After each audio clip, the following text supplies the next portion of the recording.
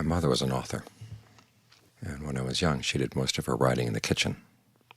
She had a table set up in the middle of the room with her typewriter.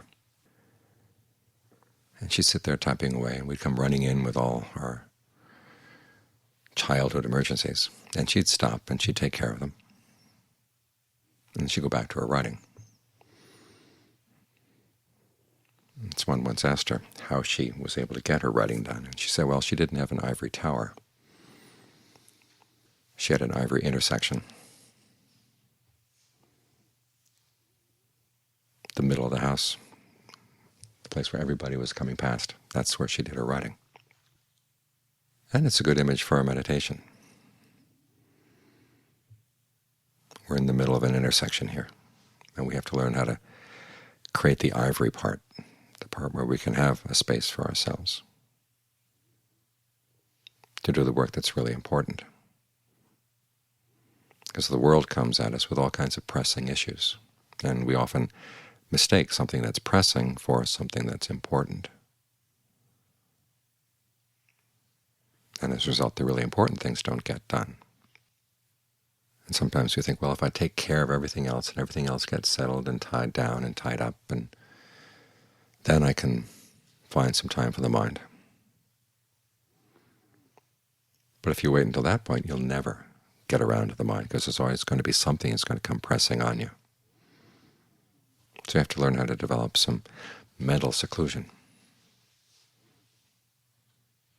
your ability to pull yourself away from your pressing responsibilities and make the mind your top priority.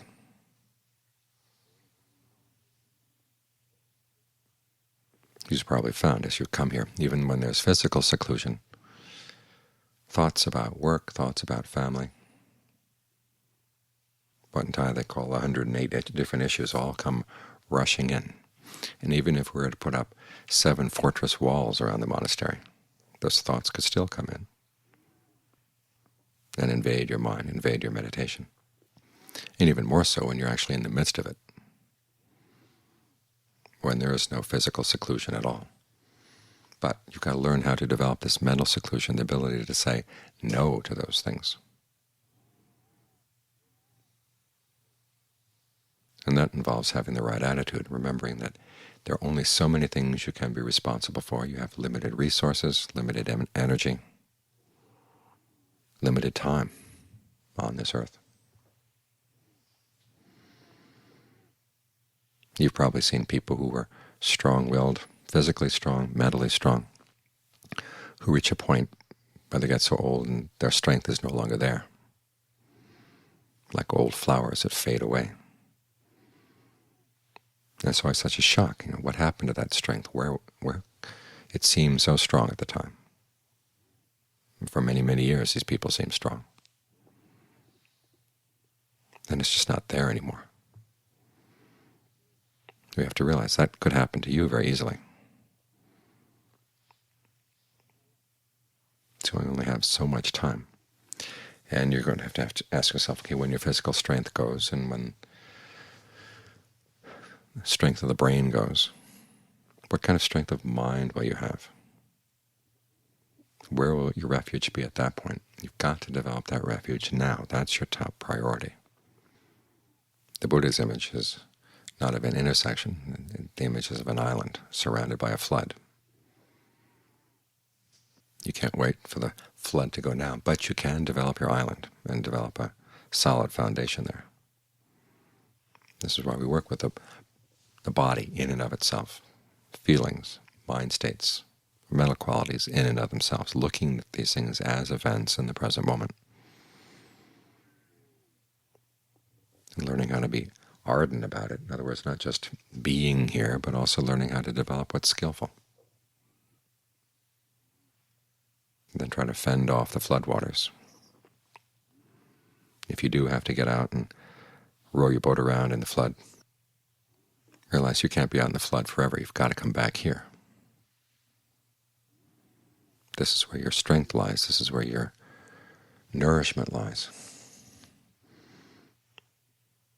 And however much you may want to be responsible for other people and your family and your work, there's only so much strength you have. And if you don't look after your own strength, you're also letting them down. So that voice that says you don't keep thinking about these things and worrying about these things, you're irresponsible. You've got to come back and say, look, looking after the mind is your number one responsibility. Because if the mind starts breaking down, then how are you going to take care of other people? It's like a tool that you need in your occupation. You've got to take really good care of your tools. If you let them get broken or dull, then you can't do your occupation. So the time it takes to stop and sharpen your knives,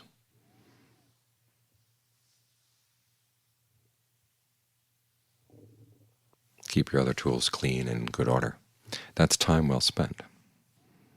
Even though you may not be working on your job at that point, still this is an important preparation so that you can do your job well.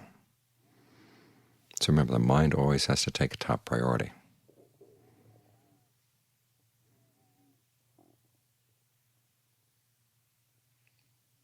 So you have to have the right attitude and then the right place to keep the mind so it really does get some strength here in the present moment. If you simply force it to be here, it's going to start rebelling, and it's not going to get the nourishment that it could get.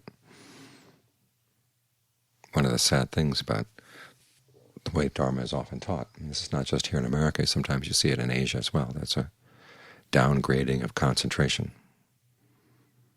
saying that concentration is a side path and it takes too long and it's too hard for people who live busy lives. That wasn't how the Buddha taught at all. You want to develop concentration as your primary element of the path because it's nourishment for the mind, it's food for the mind. It's what enables all the other factors to become right. I mean, you use the other factors to make your concentration right, but the concentration, it was the first element in the path that the Buddha himself discovered. And the well-being, the sense of rapture and fullness that feed the mind as you get the mind to settle down and have a really good place to settle. These are the qualities that enable you to stay on the path. And John Fuang compared the sense of ease and fullness of the breath, the ease and fullness of the rapture, as the lubricant for your meditation, because otherwise the motor of your practice is going to seize up.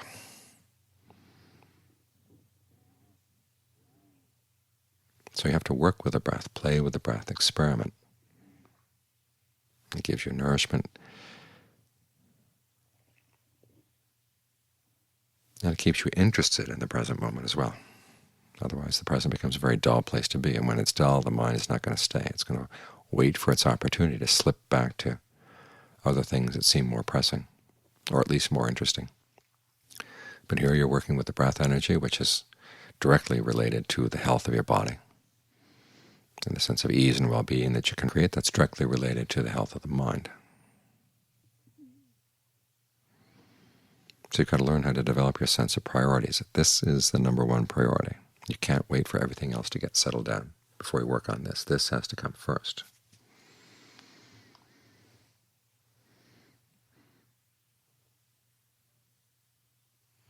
And if there are issues you have to think about, remind yourself the mind, when it's been well fed and well rested, is in a much better position to deal with those things than if you just take everything on all at once. So if you've got something that really is important that you've got to deal with, remind yourself at the end of the meditation, you can give yourself 5 minutes, 10 minutes, whatever, and then you'll think about the issue. You might pose the issue at the beginning of the meditation. Remind yourself this is something important we'll have to think about. And now for the rest of the hour, we're not going to think about it at all until the time comes at the end of the meditation. Then you give yourself some time to let those thoughts come up and see what the mind has to say when it's in a better state to look at those issues. And at the same time, you have to learn how to take at least some fragment of the nourishment of the breath with you as you go through the day. We were talking about this earlier. Try to notice where in the body tension tends to tighten up first. Might be in your chest, in your stomach, in the middle of the head, in your neck, your shoulders. And if you know your spot, then try to keep in touch with that spot as you go through the day. Just notice the quality of energy there, and when you sense it tightening up, just take a few seconds to allow things to relax. Learn how to develop that release response, the relaxation response, they call it. Learn how to be quick at it.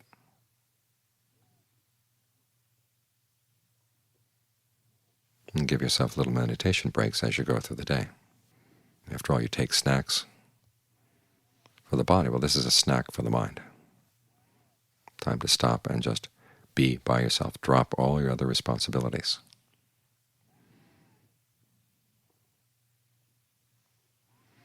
Because you can't take the whole world on your shoulders. Of course, we may not be taking the whole world, but we tend to take a healthy chunk.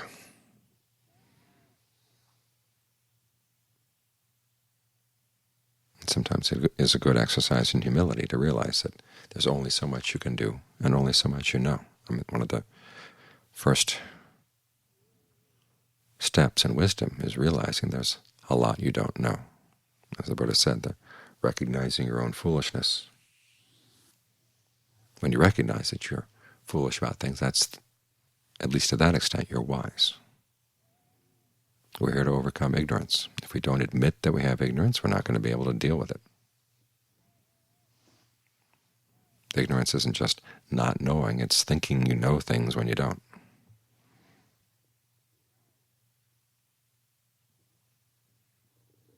Another part of developing wisdom is realizing that you can only take on so many responsibilities. You've got to realize, what is really my responsibility?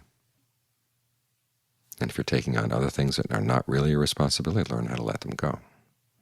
And this is an issue that deals with daily life, and it goes deeper and deeper into the practice.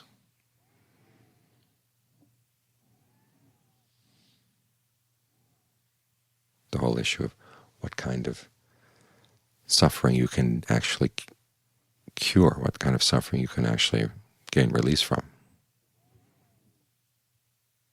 And there's the suffering and stress from the three characteristics, just the fact that things change.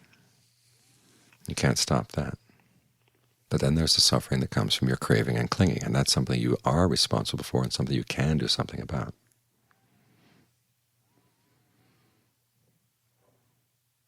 So these basic principles about everyday wisdom apply deeper and deeper into the practice, so don't overlook them. As you learn how to get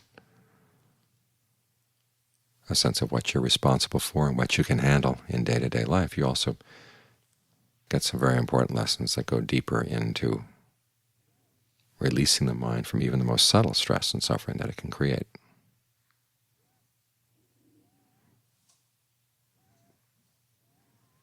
So the meditation area is your ivory intersection. Things are going to come around, come through.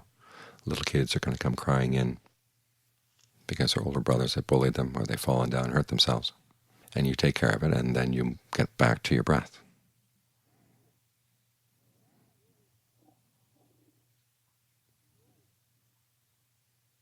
Because it's only in the midst of things that you can actually work on the mind. If you wait till everything is settled, you're going to be dead. Because that's life is, in the midst of things. So try to find a place, your own island, in the midst of the flood. The breath in and of itself, the body in and of itself. Ardent, alert, and mindful. Putting aside greed and distress with reference to the world. That's the traditional formula. The world is still there, it's just you're learning how to put aside your greed and distress around the issues of the world. That's what keeps you on your island.